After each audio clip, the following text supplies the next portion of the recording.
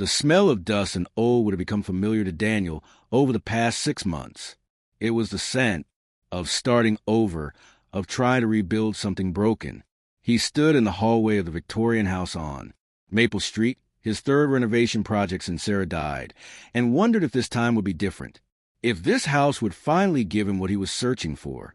His daughter Sophie sat on the stairs behind him, headphones on, lost in whatever world teenagers disappeared into these days. She was 13 now, and the silence between them had grown heavier with each passing month. Daniel couldn't remember the last time she'd looked at him without that distant expression, like she was looking through him rather than at him. He turned back to the wall he'd been working on. The mirror hung crooked, its gilded frame tarnished with age. The estate sale listing had described his house as a time capsule, untouched since the original owner passed away 15 years ago. Daniel had learned that houses like these always held secrets, whispers of lives once lived. He just never expected this one to whisper back with his own past.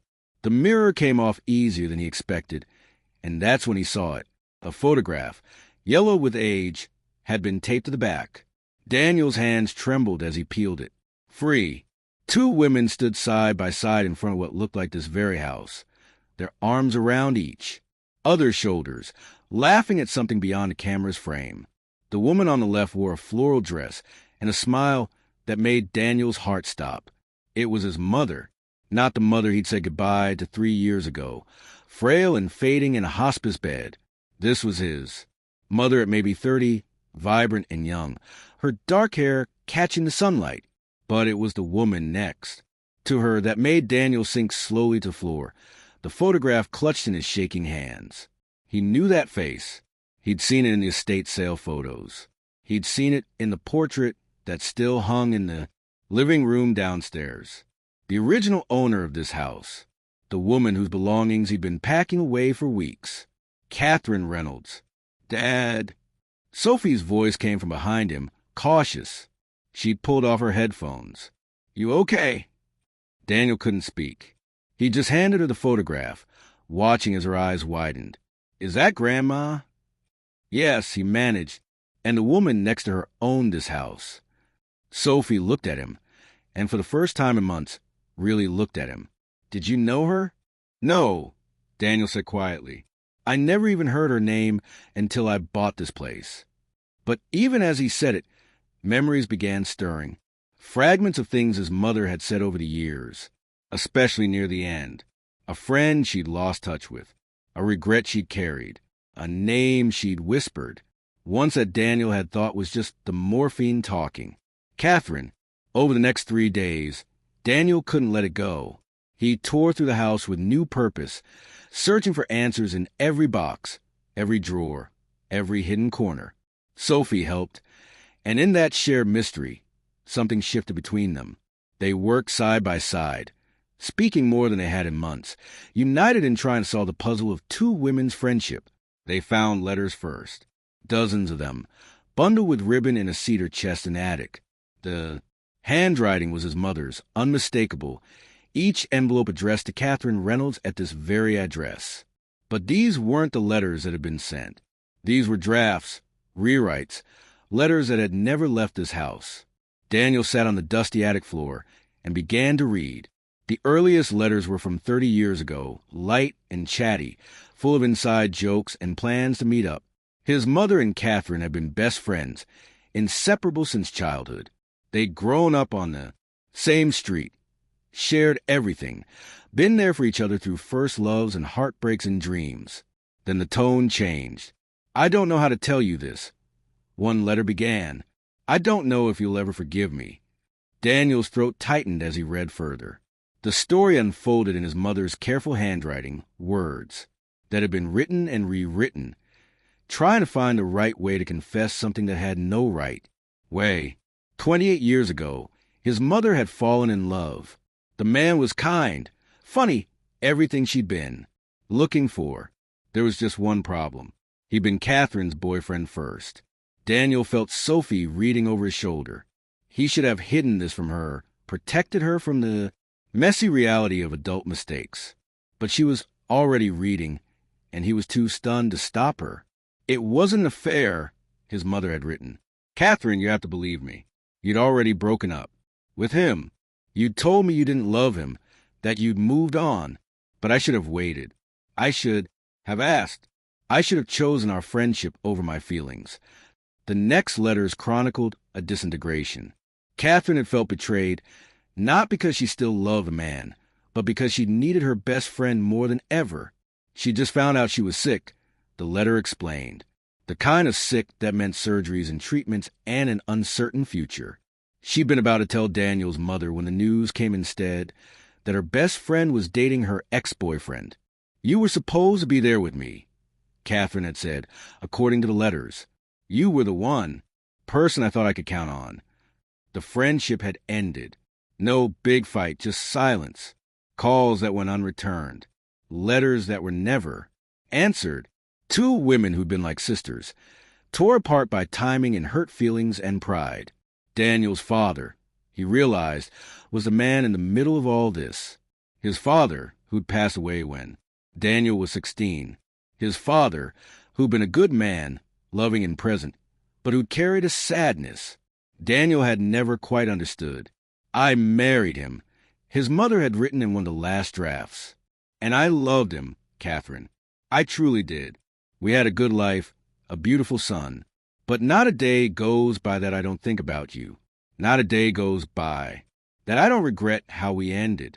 You were my sister in every way that mattered, and I threw that away for a romance that, if I'm being honest, might not have lasted if we'd just given ourselves time to think.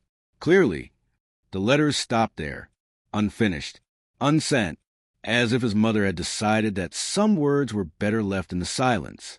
Daniel looked at Sophie. Tears streamed down her face, and he realized his own cheeks were wet too. She never made it right, Sophie whispered. Grandma never fixed it. No, Daniel said. She didn't.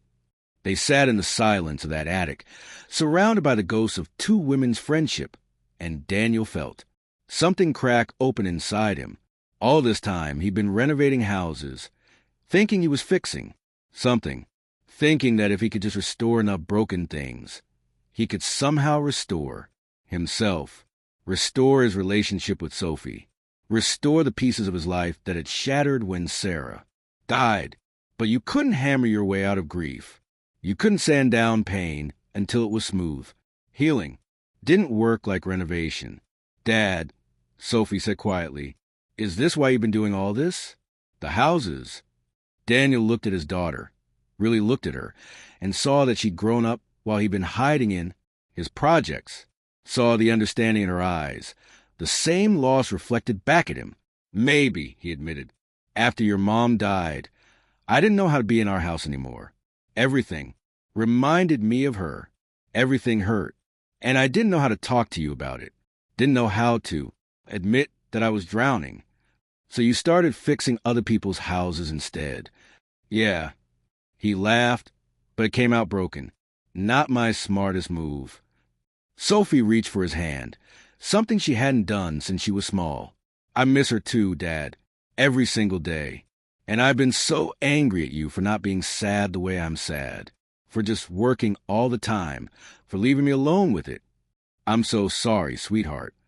The words felt inadequate, but they were all he had. I've been the worst kind of coward. I've been so scared of feeling it that I forgot you needed me to feel it with you. They sat there holding hands in the dusty attic, crying together for the first time since the funeral. And in that moment, surrounded by the evidence of his mother's regrets, Daniel understood what this house had been trying to tell him all along. Don't wait.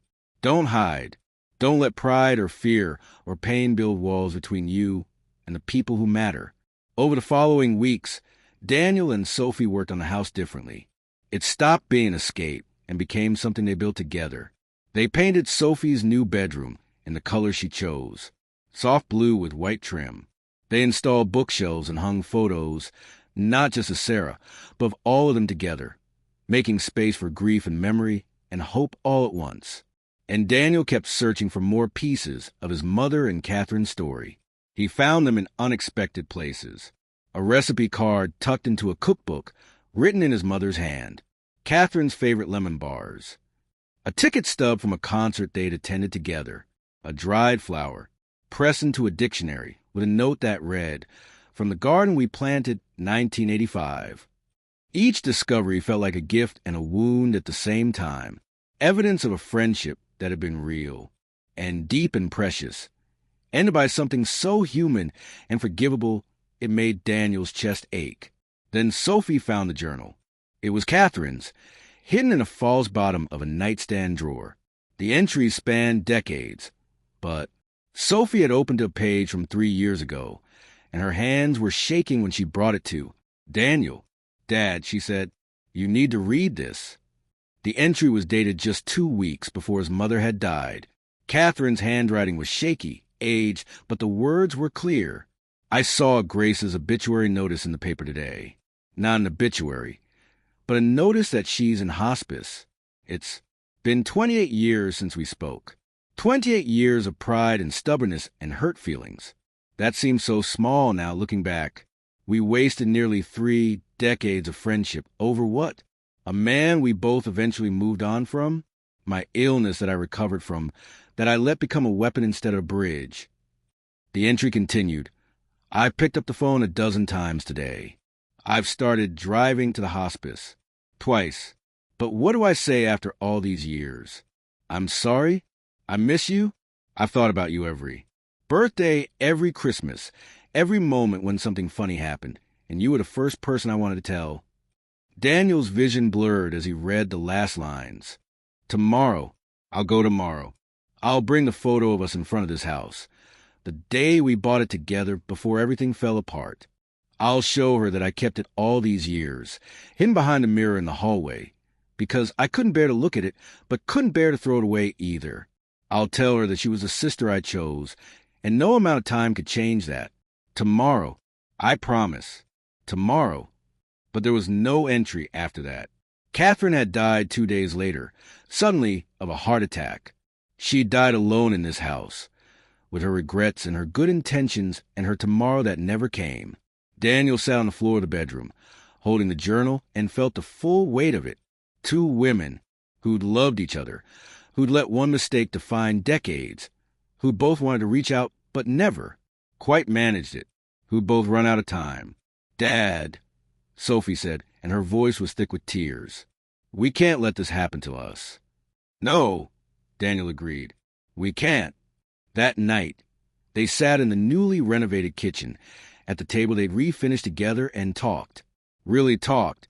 Daniel told Sophie about the nightmares he still had, about waking up reaching for Sarah, and finding empty space, about the guilt he carried for being relieved sometimes, for having moments of happiness that felt like betrayal.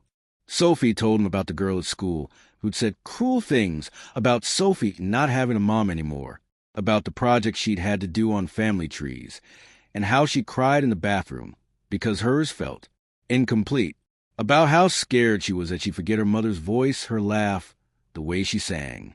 Off-key in the car. "I won't let you forget," Daniel promised.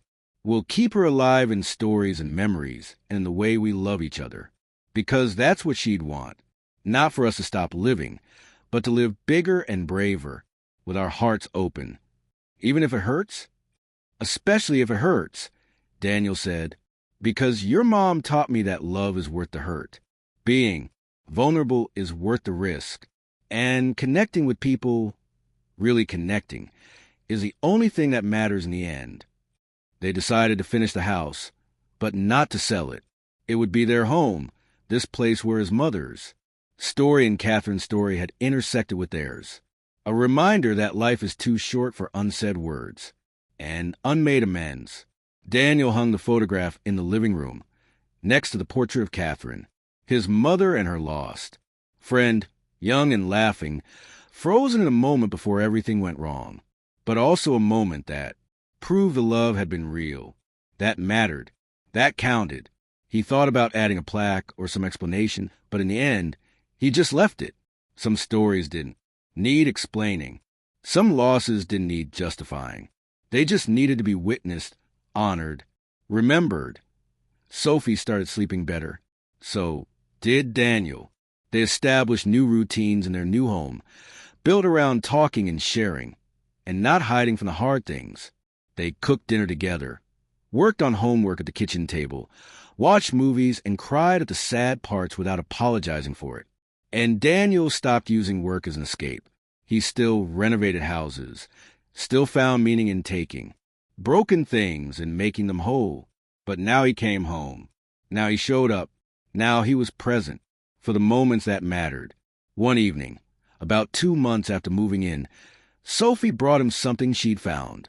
It was a small wooden box from Catherine's bedroom, and inside were 2 friendship bracelets, faded and fragile, clearly made by children's hands. They must have made these when they were kids, Sophie said softly. Daniel lifted one carefully.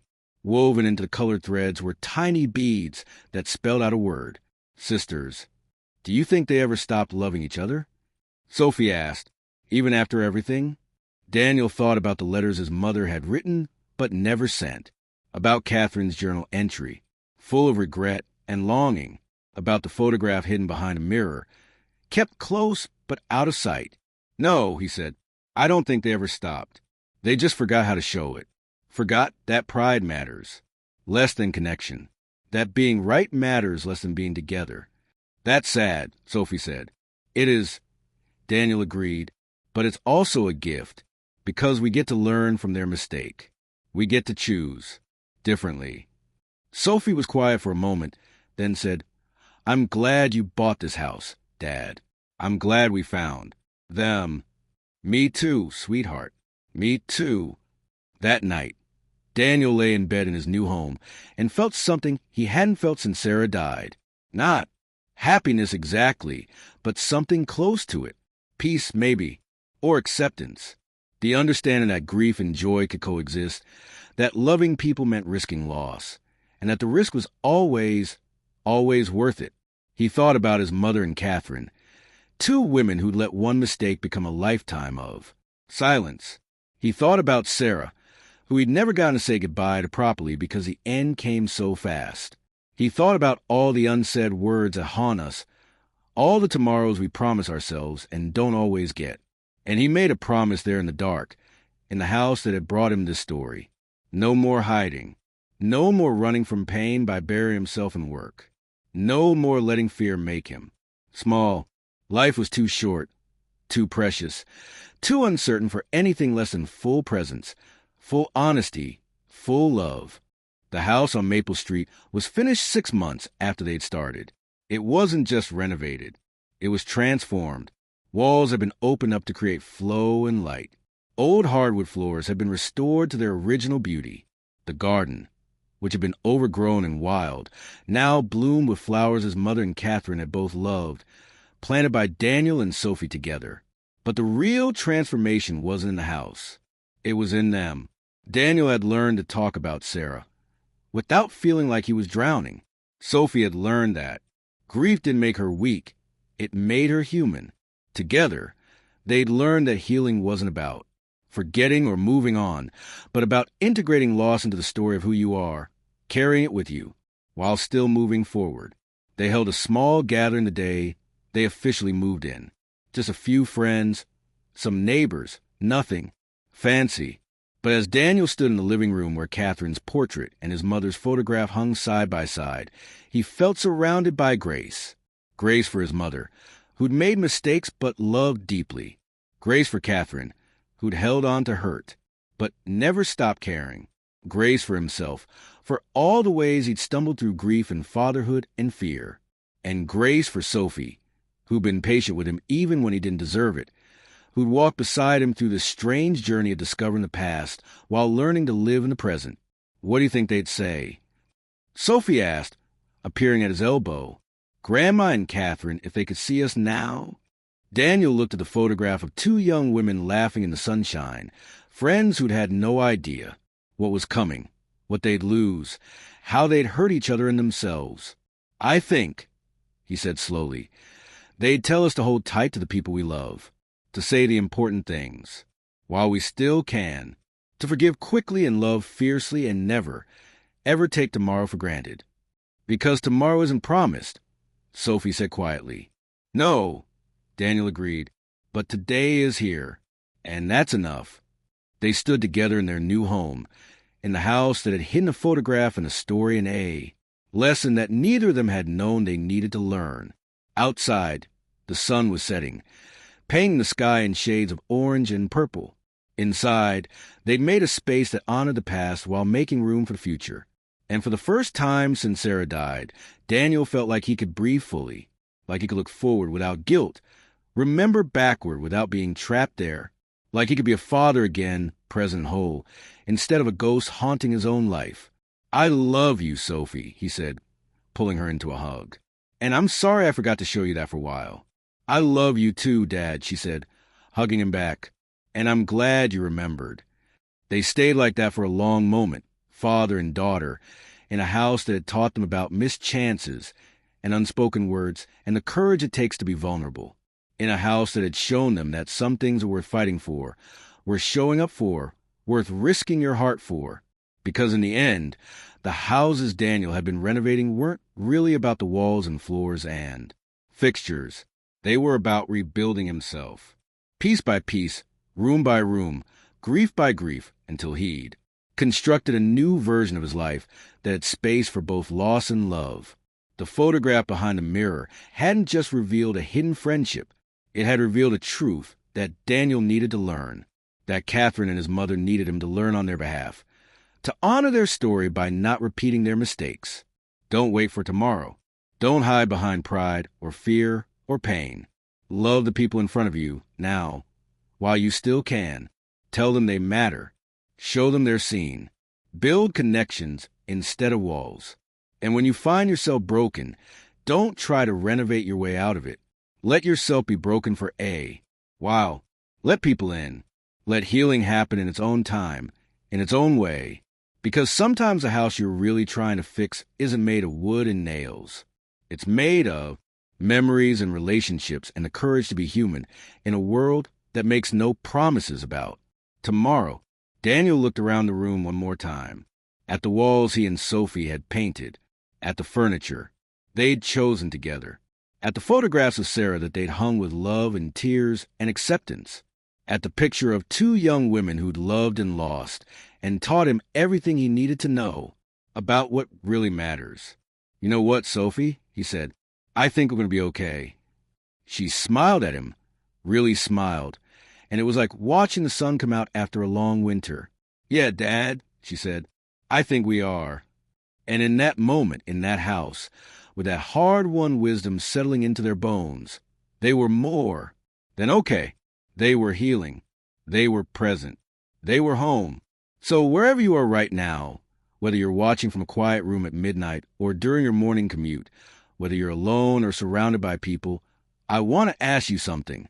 When's the last time you told someone you loved them? When's the last time you had that difficult conversation you've been putting off? When's the last time you reached out to someone you've lost touch with, someone who mattered, someone who still matters? Daniel and Sophie's story isn't just about them. It's about all of us, about the ways we hide from pain, about the connections we let slip away, about the tomorrows we keep promising ourselves without, realizing we might not get them. What lesson did you take from this story? What moment resonated with you? Are you holding on to hurt that's older than it needs to be? Are you waiting for the perfect time to say something important?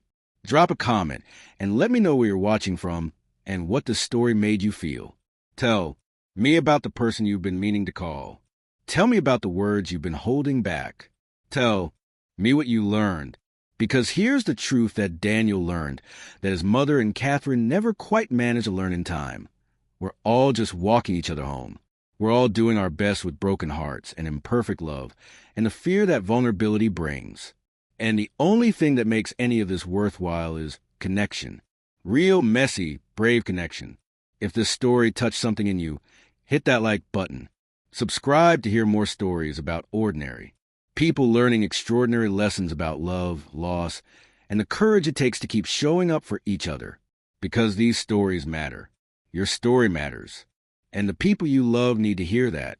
From you, not tomorrow, but today. Don't let your story end with unsent letters and words too late. Don't let fear or pride or pain keep you. from the connections that make life worth living. Learn from Daniel. Learn from his mother and Catherine. Learn that the houses we build in our hearts are more important than any made of wood and stone. And please, whatever you do, don't wait. Say the thing. Make the call. Send the message. Do it now while you still can. I'll see you in the next story. Until then, hold your people close.